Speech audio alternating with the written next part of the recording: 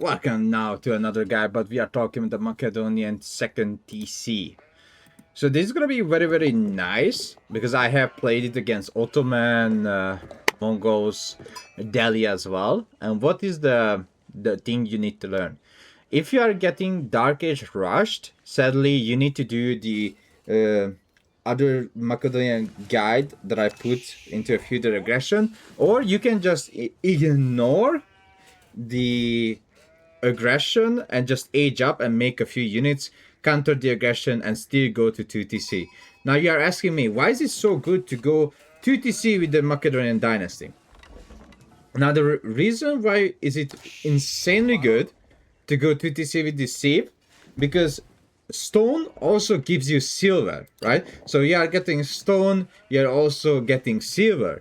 Now you just get up the 400, you will need 400, but of course 350 stone for the second TC, and the 50 extra stone that you will get is actually goes into the Varangian Stronghold, into the upgrade that makes all of your Varangian Stronghold to have arrow slits. So again, the basic stuff, as I usually age up with 2 villager on gold. The 2 villager comes from the TC. One of them builds the mining camp, the other one builds the house. And then we go up to 8 on food.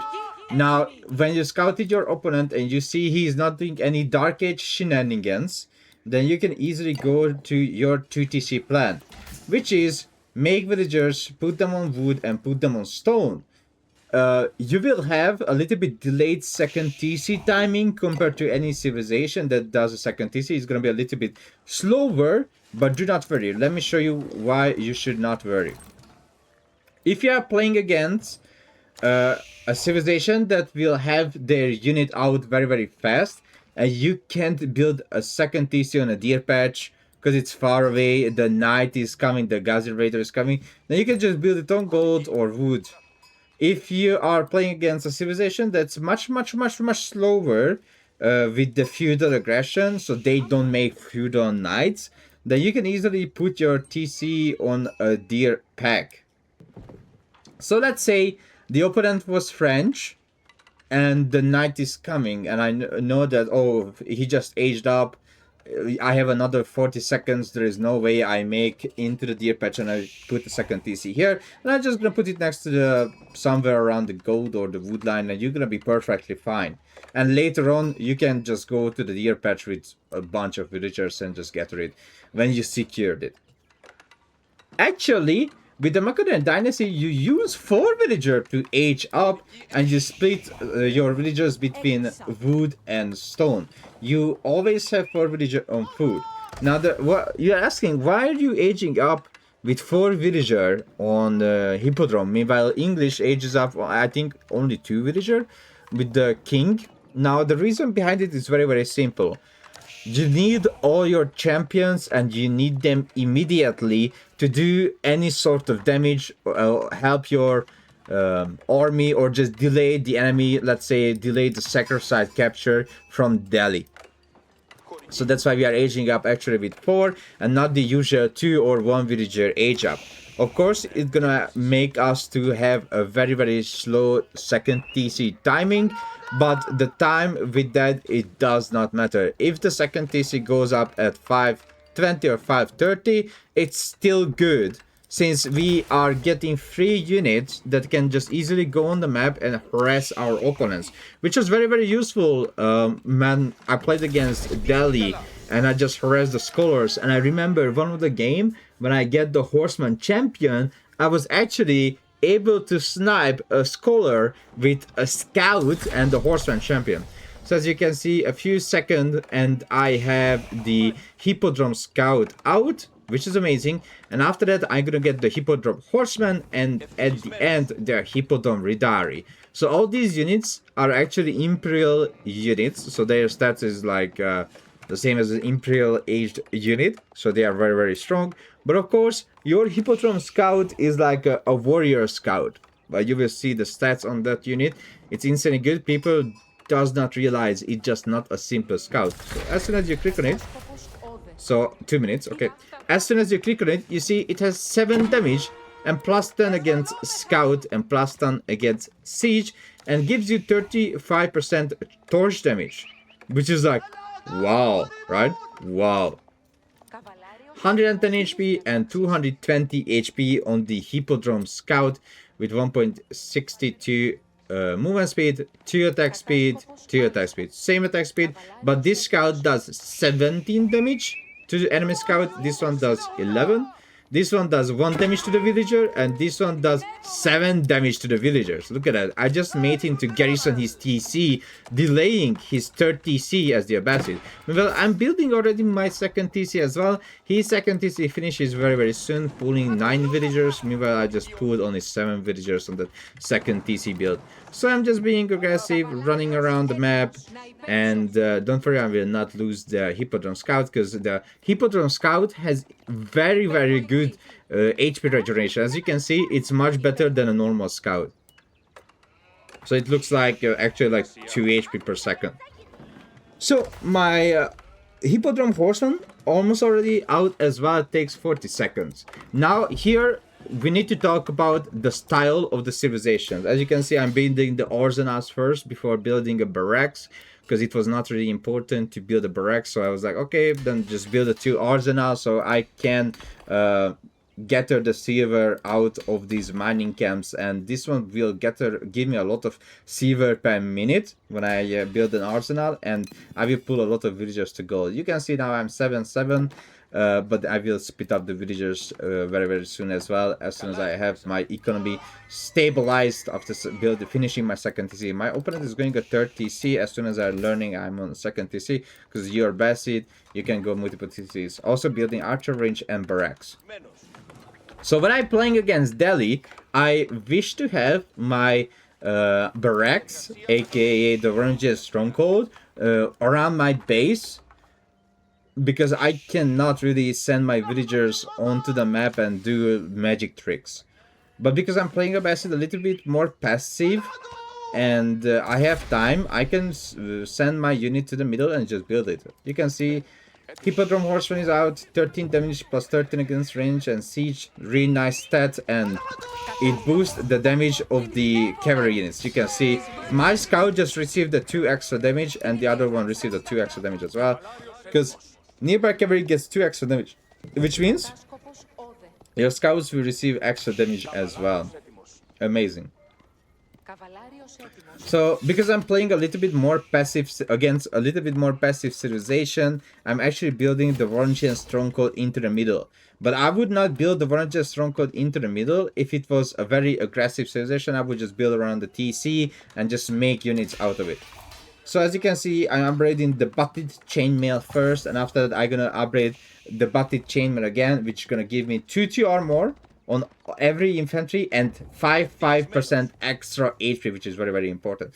So as you can see, I do not see any unit pushing out or do anything, so I pull my villagers even closer to the middle, and I'm gonna put down another Varangian stronghold wall. I put 1 villager to the stone to make sure I can upgrade the stronghold defensive arrow slit, which gives you an arrow slit that deals 10 damage and 6 tiles of weapon range, which is gonna be very, very useful, and you're gonna see it very, very soon how useful it's gonna be.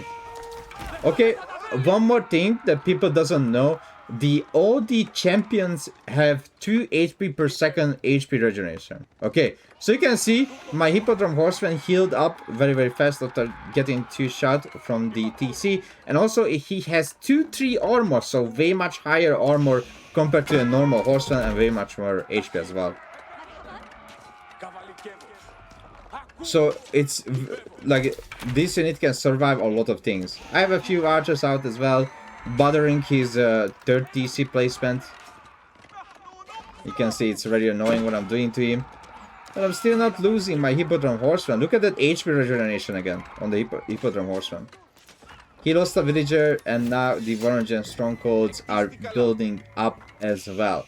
So now you understand a little bit now why I said the stronghold will really be important here, because now I can push this TC. Meanwhile, I have strongholds here that has 2000 HP, right? And I'm spending only wood.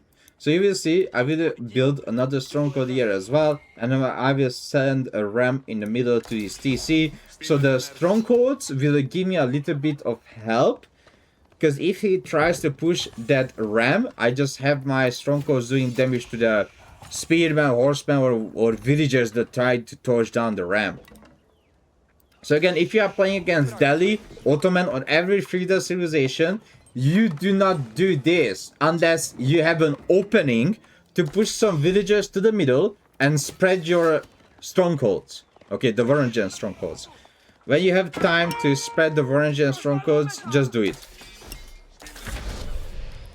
My last champion has arrived, which gives 15% extra movement speed to the infantry, which is really nice because then my men-at-arms is gonna be as fast as like HRE men-at-arms. They just suddenly HRE men-at-arms. Or I think it's gonna be the same movement speed as the Guard, right? I'm pretty sure about that. Look at that, look at that. He accidentally run into it. Look at that. That's a dead archer. He already lost an archer by one accident, which can happen a lot in lower league. Again, I have tried this build against multiple 2000 ELO players, and it worked out pretty much. So only spam Varangian strongholds around the map when you have map control. If you have map control, just put in front of the opponent. He's gonna be like, oh my god. So as you can see, I'm getting butted chainmail, the second one. So I'm gonna get even more HP on these men-at-arms.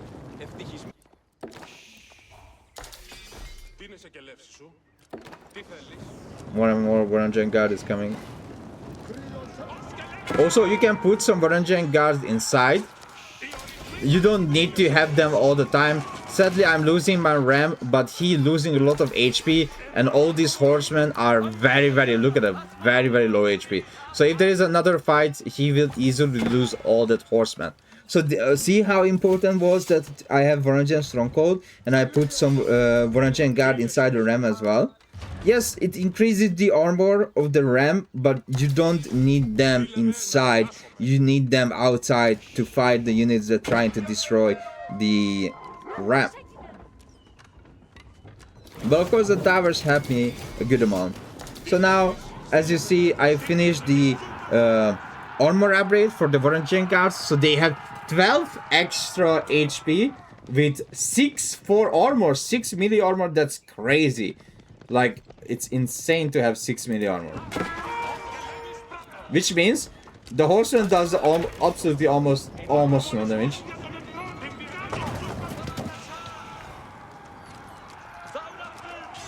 And also the spearman. Spearman does 2 damage, horseman does 3 damage.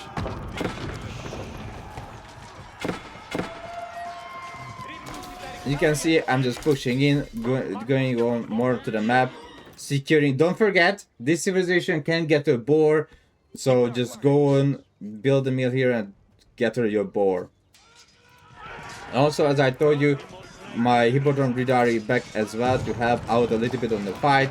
And you can see the movement speed is 1.29 tiles per second to move with the Varangian Guard. So I can easily pull back my Varangian Guard to the ram to protect it against the horseman that's trying to take it out.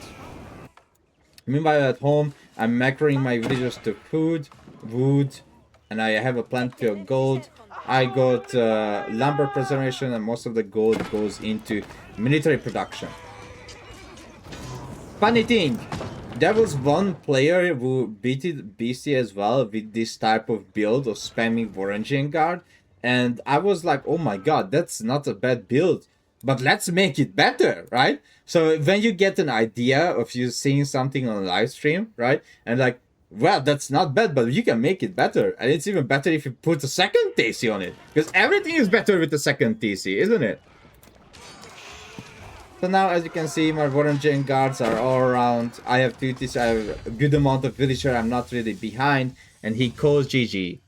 If you are playing against aggressive civilization or sacred capturing civilization, etc., feel free to make the Varangian Guard plus spearmen plus archers and get to H3 as well with the Golden Horn Tower and make some Ridaris in Castle Age. Don't forget the Ridari.